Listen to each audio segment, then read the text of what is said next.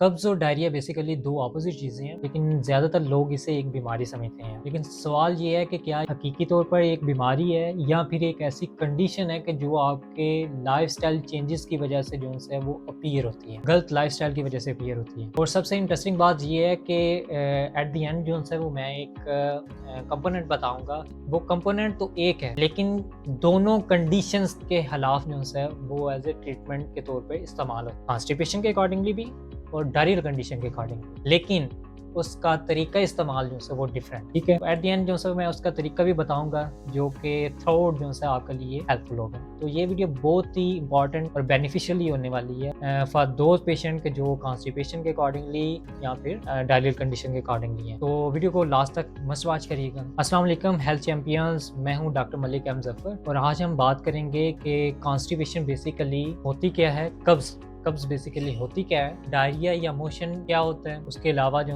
है कंपोनेंट को मैं जो है वो बताऊँगा कि एक ही कंपोनेंट दोनों कंडीशंस में कैसे हेल्पफुल है या दोनों कंडीशंस को कैसे ट्रीट करता है। तो हम उसकी भी बात करेंगे, ठीक है, एट द एंड। तो वीडियो को लास्ट तक मस्ट वॉच करिएगा। सो कब्ज़ बेसिकली एक डिज़ीज़ नहीं है, बल्कि आपकी बॉडी के फंक्शनल चेंजेज़ हैं कि जिसकी वजह से आपका बॉडी का सिस्टम जो है वो स्लो हो जाता है। मोर स्पेसिफिकली आपकी जो इंटेस्टाइनल या फिर बाउल की जो मूवमेंट है वो स्लो डाउन हो जाती है और उसके स्लो डाउन होने से आपका स्टूल जो है वो हार्ड हो जाता है। तो इस कंडीशन को हम जो है वो कब्ज़ या फिर कॉन्स्टिपेशन कहते हैं। अब हम बात कर लेते हैं कि वो कौन से कॉमन काजेज़ हैं कि जो कॉन्स्टिपेशन की वजह बनते हैं। तो नंबर 1 पे ये है कि फाइबर का जो इनटेक है वो वेरी लो अमाउंट में लेना या ना लेना। उसके अलावा जो उनसे सेकंड नंबर पे अगर बात की जाए तो वो आ जाता है कि पानी का कम इस्तेमाल करना। ज़्यादातर लोग जब सर्दी आती है तो उसके अकॉर्डिंगली पानी का इनटेक करते ही नहीं है और अगर करते हैं तो वो नॉर्मल वाटर इस्तेमाल करते हैं, हालाँकि नीम गर्म पानी इस्तेमाल करना चाहिए। थर्ड नंबर पे ऐसा पेशेंट के जो पेन किलर्स का इस्तेमाल कर रहे हैं या सप्लीमेंट जैसे कि आयरन या कैल्शियम के सप्लीमेंट इस्तेमाल कर रहे हैं या ऐसे पेशेंट के जो एंटी डिप्रेसेंट ड्रग्स जो है वो अपनी रोज़मर्रा ज़िंदगी में ले रहे हैं, तो ऐसे पेशेंट को भी कॉन्स्टिपेशन की वजह हो सकती है, कंडीशन हो सकती है बेसिकली।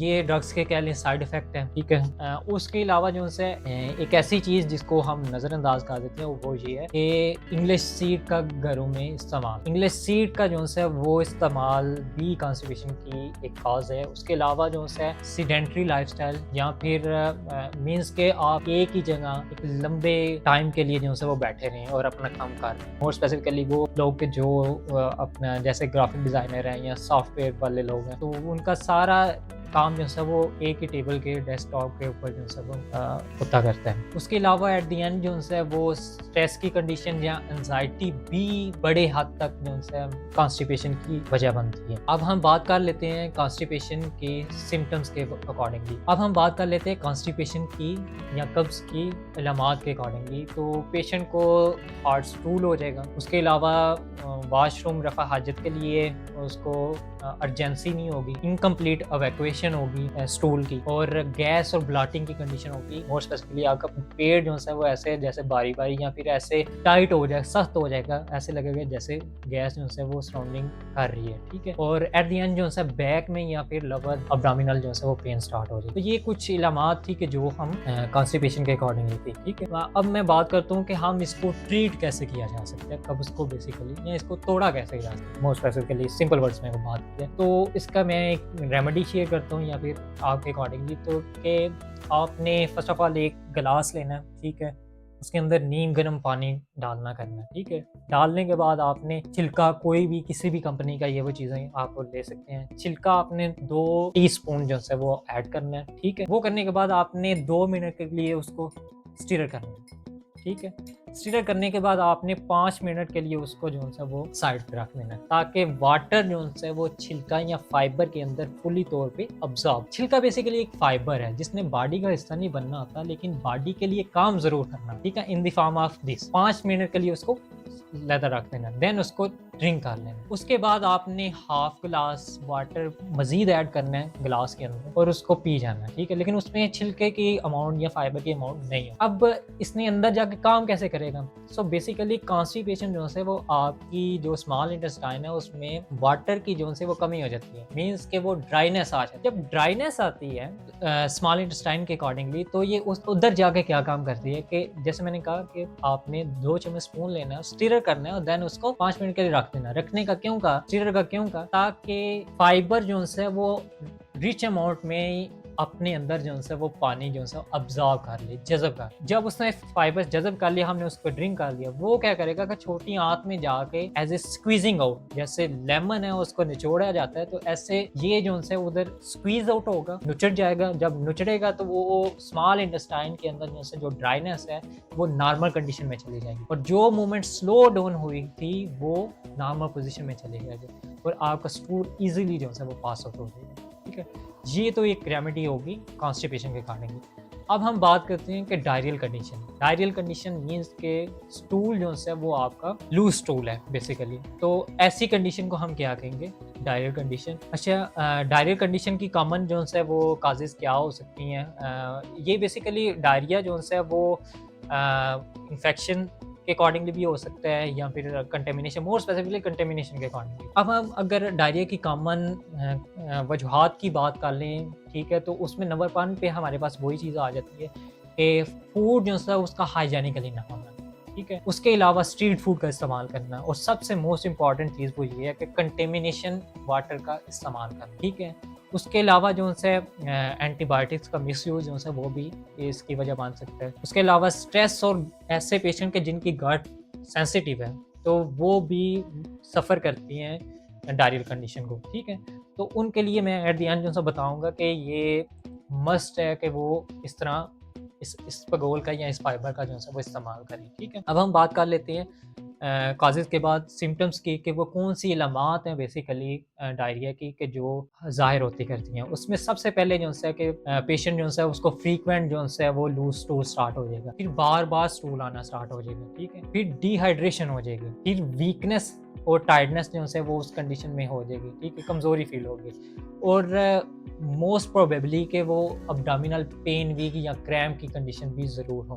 तो अब इस कंडीशन में ये तो हो गए, अब हम बात करेंगे कि हम इसको ट्रीट कैसे कर सकते हैं, इसका इलाज बेसिकली क्या है? जो हम फाइबर के अब इस वीडियो में हम सिर्फ फाइबर की बात कर रहे हैं, इस्पागोल की, मेडिकेशन को छोड़ के, ठीक है?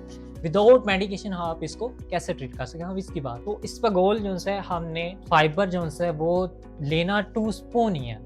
आपने 2 स्पून ले लिया इन उसको ओरली, उसके बाद आपने 2 से 3 सिप लेने हैं वाटर के, जो कि नीम गर्म होगा। नीम गर्म वाटर जो है वो आपने उसके 2 सिप जो है वो ले लेने हैं। इतने लेने हैं ताकि आपका वो जो फाइबर है वो आपके ओरली थ्रोट से नीचे चला जाए इजीली, ठीक है? अब ये डायरियल कंडीशन में कैसे काम करता है जी? सवाल तो ये है ना। तो डायरियल कंडीशन में डायरियल कंडीशन में क्या होगा कि आपकी जो इंटेस्टाइनल जो मूवमेंट है, मोस्ट स्पेसिफिकली स्मॉल इंटेस्टाइन की, वो नॉर्मल से एक्सीड कर जाती है, ज़्यादा हो जाता है। वाटर वो जितना भी ये क्या काम करेगा कि जो हमने फाइबर सिर्फ हमने फाइबर ली है, बिल्कुल मिनिमम क्वांटिटी में 10% जो है हमने वाटर लिया है ताकि वो फाइबर नीचे चला जाए। फाइबर क्या करेगा, उधर जाके छोटी आंत में जो इंटेस्टाइन के अंदर एक्स्ट्रा वाटर है उसको जो है वो अब्सॉर्ब कर लेगा, जज़ब कर लेगा। जब जज़ब कर लेगा तो नॉर्मल मूवमेंट भी हो जाएगी और नॉर्मल कंडीशन भी हो जाएगी इंटेस्टाइन की। जब उसने अब्सॉर्ब कर लिया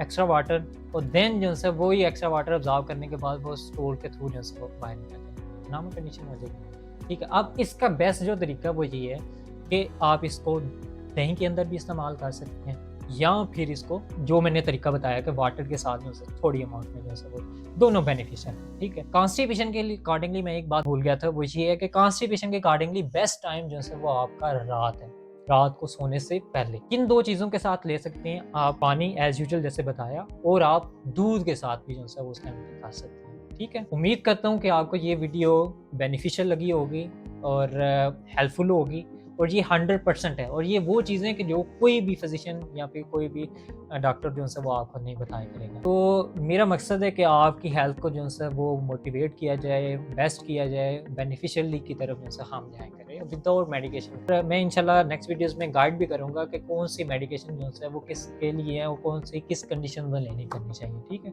तो उसके लिए चैनल को मस्ट लाइक करें, सब्सक्राइब करें, और अगर आप समझते हैं कि ये वीडियो बेनिफिशियल है आपकी फैमिली या फ्रेंड्स के अकॉर्डिंग तो काइंडली उनको शेयर करें। और एट द एंड मैं सिर्फ ये कहूँगा कि अपनी सेहत का ख्याल रखें और अपनी दुआओं में मुझे भी याद रखिएगा, और चैनल को मस्ट सब्सक्राइब कर लीजिएगा ताकि आने वाली वीडियोज़ जो है वो आपके लिए हेल्पफुल हो सके, ठीक है। तो मिलते हैं नेक्स्ट वीडियो में, तब तक के लिए अल्लाह हाफिज़।